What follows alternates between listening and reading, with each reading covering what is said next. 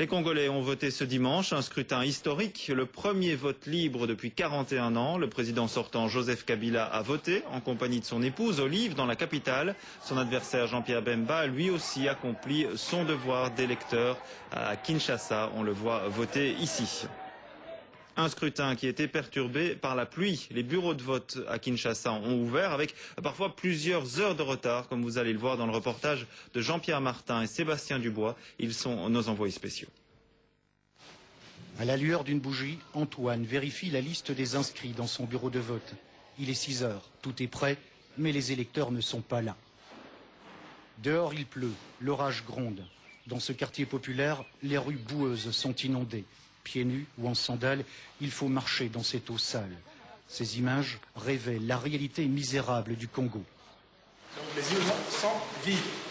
À 8 heures, avec 2 heures de retard, le premier électeur, une femme, accomplit son devoir. D'abord, il faut choisir le président, Bemba ou Kabila. Ensuite, il faut retourner dans l'isoloir pour élire les députés provinciaux. Le mécanisme est rodé, c'est le 3e scrutin en moins d'1 an.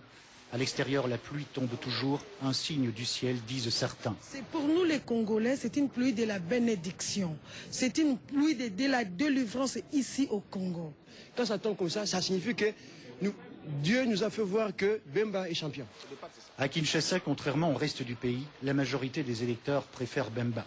Les observateurs européens émettent l'espoir que la volonté de changement et de démocratie manifestée par les Congolais soit respectée. L'enjeu, si tout se passe bien, c'est aussi le lendemain du scrutin. Est-ce que le perdant, quel qu'il soit, va respecter le résultat? Ça, c'est le principal enjeu. Est-ce que le gagnant va être à la mesure des défis du Congo? Parce qu'un défi, par exemple, dont on a peu parlé dans la campagne électorale, c'est la corruption. Ceux qui ont la responsabilité politique demain, comme le dit Alain, auront aussi en conscience que ce peuple a donné une indication correcte d'un vouloir de démocratie dans la paix et de démocratie pour le développement, parce que c'est ça que les gens demandent. C'est demain de savoir s'ils auront de l'eau, de l'électricité, une école, etc. Des égouts, des routes, des écoles, des hôpitaux, voilà effectivement ce qu'attendent les Congolais meurtris depuis 4 décennies par le mépris de leurs dirigeants.